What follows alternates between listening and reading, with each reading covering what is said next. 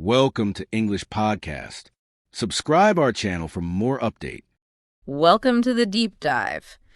Have you ever looked at someone who just seems to, absorb new skills like a sponge? Oh, definitely. Like picking up a language or some complex hobby super fast. Exactly. While others, maybe like me sometimes, you put in just as much effort, but you feel like you're hitting a wall. It's a really common frustration, isn't it? Yeah. And what our sources today make crystal clear is that this kind of fast learning, it isn't some rare, inborn talent reserved for a lucky few. Okay. It's fundamentally a skill. And, when you master the skill of learning itself, well, it genuinely supercharges every other learning journey you take on. Supercharges. I like that. Yeah, think of it as a kind of meta skill. It makes everything else simpler, more efficient, and honestly, more enjoyable too. Okay, so our mission for this deep dive then is to really pull out the most important, the most potent insights from the sources we looked at on accelerated learning. Mm-hmm. We want to give you a kind of blueprint, a shortcut to understanding this crucial ability without needing to wade through tons of material yourself. Precisely. And the core insight, I think, is that the difference often isn't about how hard you work. It's more about how intelligently you work. And this brings us straight to a really powerful concept. Meta learning. Meta learning. Okay. Yeah, it's basically the art of learning how to learn. Essentially, it's like finding a hidden lever, maybe even a cheat code. A cheat code for learning. I could use that. Well, yeah. It unlocks better results with, much less wasted energy. That really resonates with me straight away. I mean, I used to approach learning, especially back in college, like this brute force exercise. Oh, yeah. How so? Well, I'd cram vocabulary lists for hours, highlight entire textbooks. Been there. And then I'd wonder why I couldn't remember anything 2 days later. It felt like I was constantly just pushing water uphill. Yeah, that sounds exhausting. It was. Yeah. But understanding this idea, meta learning, it helped me see there was a smarter way, a more effective way to engage with new stuff. It kind of shifted my whole perspective from, I just need to try harder, to I need to learn smarter. Exactly. So let's unpack how this smarter approach actually works. Maybe starting with what's going on inside our heads. Good place to start. So when you're learning something completely new, it really is a lot like trying to blaze a trail through a dense, uncharted forest. Okay. Yeah, I can picture that. At first, it's slow going, it feels awkward, probably pretty frustrating. Definitely stumbling over roots. Absolutely. You're pushing through undergrowth, tripping up. Yeah. And that's a perfect metaphor for what's happening in your brain. You're literally building new neural pathways. Right, those connections. Those intricate connections between brain cells, yeah. They form every time you pick up a new piece of knowledge or skill. And it's not just that new paths form, but repeated correct practice can actually myelinate those paths. Myelinate? What does that mean? It's like insulating them. Think of it like putting better insulation on electrical wires. It makes the information travel faster and much more efficiently along that pathway. Okay. So if you don't keep using that trail, it just gets overgrown again. That's it, exactly. It's almost like the brain goes, well, guess we don't need this one. And it fades away. Use it or lose it, kind of. Right. But the more you deliberately practice, the clearer and wider that neural pathway becomes. And that makes it so much easier and faster to access and use what you've learned. Okay, that makes sense. And what's really fascinating here is how our brain's built-in reward system plays into all this. You mean like feeling good when you get something right? Precisely. Every time you make progress, even if it feels tiny, your brain releases a little burst of dopamine. Dopamine. Yeah, and it's not just some random feel-good chemical. It's your brain's powerful signaling system. It tags experiences with a reward marker, basically telling your brain, hey, do that again. So it makes you more likely to repeat the actions that led to that success. Exactly. It's brilliant for motivation, really. But what happens when that progress and maybe those dopamine hits start to slow down? Because they do. Right? Oh, they definitely do. And that's when things can feel incredibly frustrating. Yeah. That's precisely when you hit what we often call the plateau. The plateau. Ugh. Yeah, it's that notoriously hard part of pretty much any learning journey. It's where your effort seems to yield like minimal gains. Feels like you're spinning your wheels. Totally. And it's easy to think, okay, maybe this is it for me. So many people misinterpret this slowdown. They see it as a sign that they're just not good enough, or maybe they've reached their natural limit. But you're saying that's not it. The real insight here, I think, is that the plateau isn't a wall. It's more like a test. It's a crucial turning point, actually. And pushing through it is often where the real acceleration happens later on. Wow, okay. That's a really powerful way to reframe that experience. So how does this plateau fit into the bigger picture of learning? Well, our sources describe the whole learning journey really nicely, sort of like climbing a mountain with 4 key stages. Okay, 4 stages. First, you're starting out.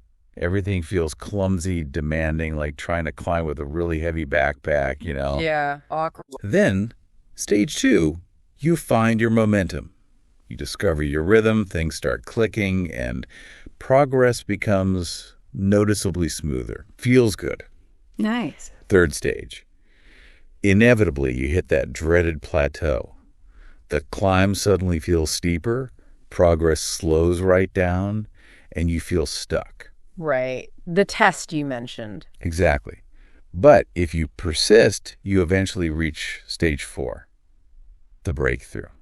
New milestones appear, things click again, maybe on a higher level, and you finally get to enjoy that breathtaking view from the top. Okay, that climb metaphor really works. And that plateau phase, that really does sort out who keeps going and who gives up, doesn't it? It absolutely does. Yeah. But if we connect this back, recognizing it as a natural, even necessary stage, can profoundly change how you approach it. How so? Well, just knowing it's coming and understanding its purpose, that it's part of the process, not a sign you failed, that empowers you to actually push through it instead of getting discouraged. That makes a lot of sense. And that leads us right into the practical side, doesn't it? Like, how do we actually stay motivated and keep pushing, especially when we feel stuck on that plateau? Great question. My first big takeaway from the sources was about reconnecting with your why. Yes.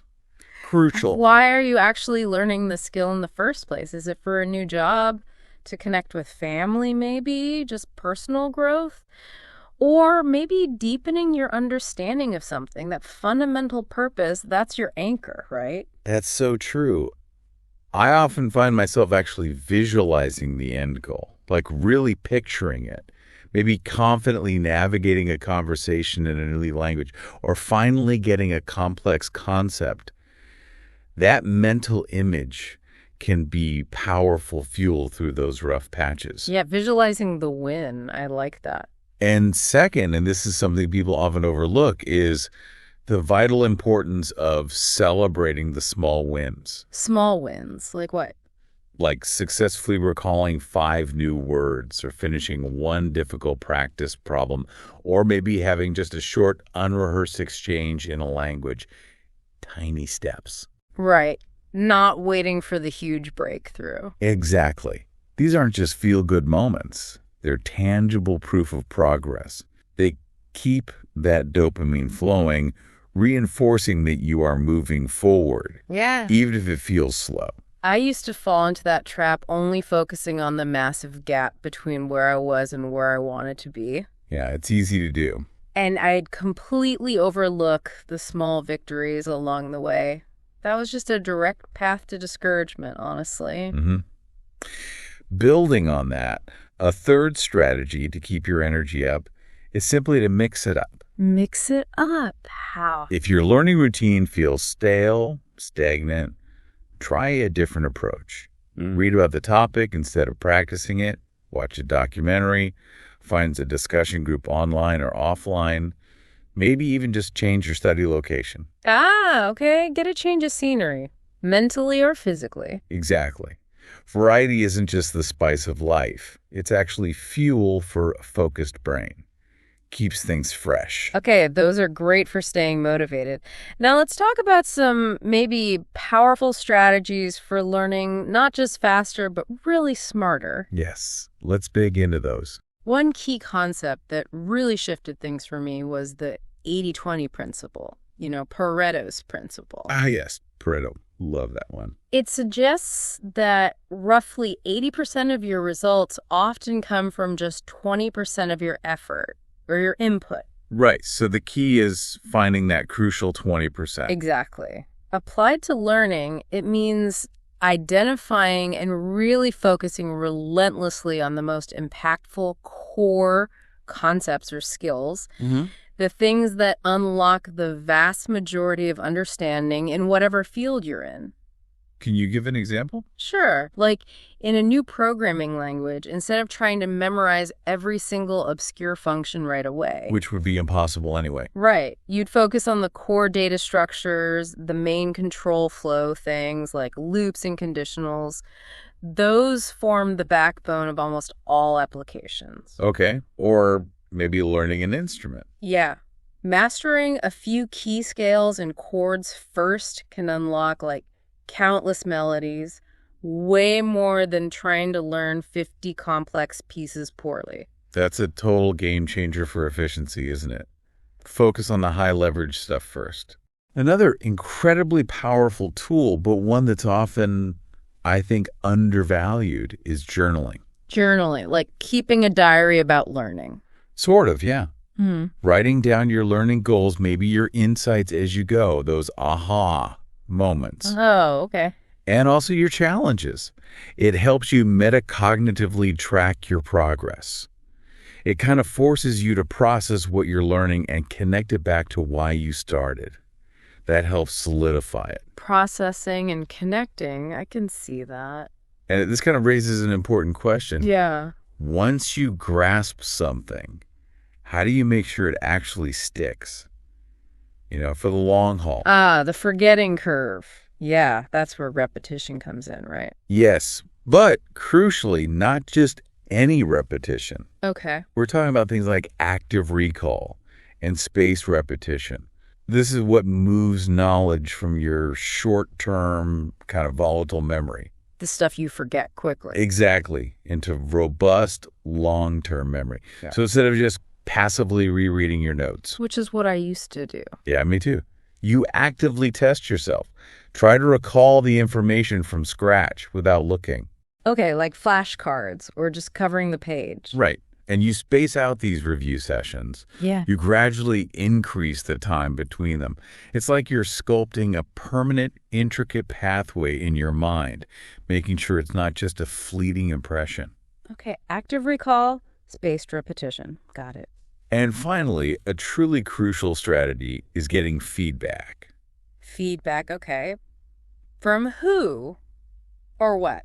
Well, actively seeking out corrections and insights. It could be from other people, a teacher, a mentor, a language partner, or even just from the material itself, like checking your answers on practice problems. Right, seeing where you went wrong. Exactly. It's how you truly refine your understanding and, importantly, avoid ingraining mistakes. It's like having a knowledgeable guide on that mountain climb we talked about. Pointing out the loose rocks. Yeah.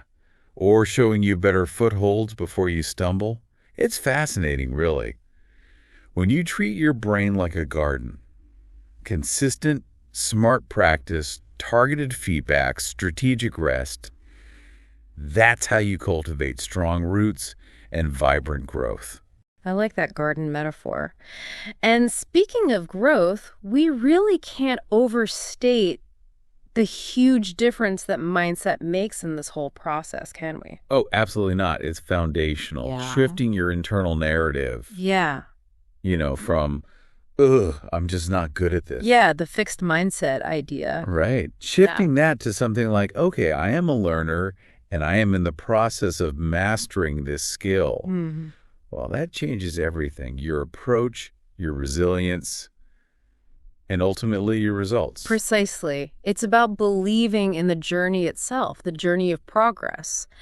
And I think the most compelling insight from our sources on this was that struggle isn't failure. No, not at all. It's actually growth in action. That's such a key reframe. It's like the sore muscles you get after a really good workout, right? Yeah. It's not a sign you're doing something wrong or that you should stop.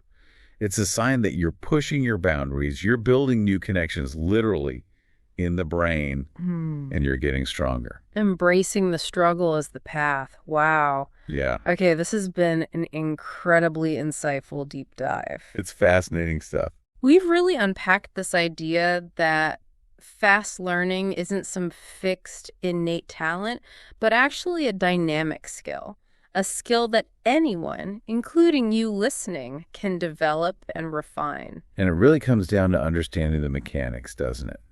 How your brain actually learns those neural pathways, the dopamine rewards, and crucially, how to strategically navigate those 4 natural stages of learning. Especially pushing through that tricky plateau. Especially the plateau, yeah. And we've also armed you with some practical, actionable strategies you can use right away. From reconnecting with your deep personal why. To strategically celebrating even the smallest wins to keep that motivation engine running. Consciously mixing up your learning routines to keep things fresh and engaging. Applying that powerful 80-20 principle to really focus your efforts where they count most. Using the reflective power of journaling. Leveraging smart repetition like active recall and spaced repetition. And actively seeking out constructive feedback to guide your progress. And underpinning all of that, as you said, is the transformative power of your mindset. Absolutely. Seeing struggle, not as a roadblock, but as that clear sign of growth, like those sore muscles after a workout, proof that strength is being built. Yeah. So maybe a final thought to leave you with. If the ability to learn quickly is indeed a skill you can consciously cultivate, Yeah. what new forests, what new challenges would you now feel empowered to navigate, knowing you have a clearer map for faster progress? Ooh, that's a really thought-provoking question. Yeah. Something for you to mull over. And we definitely invite you to continue your own deep dive into this fascinating topic. The principles we've talked about today are pretty universal, really. They're applicable to any skill or subject you want to master. Absolutely. So use them to reinforce your understanding, apply these methods to any area where you want to see real progress. And as always, you can grab the free PDF in the description. It's got the transcript, some grammar notes, and reflection questions to help you process this. Great resource. So until next time, we really encourage you to apply what you've learned today and just keep leaping forward in your own learning journeys. Bye for now.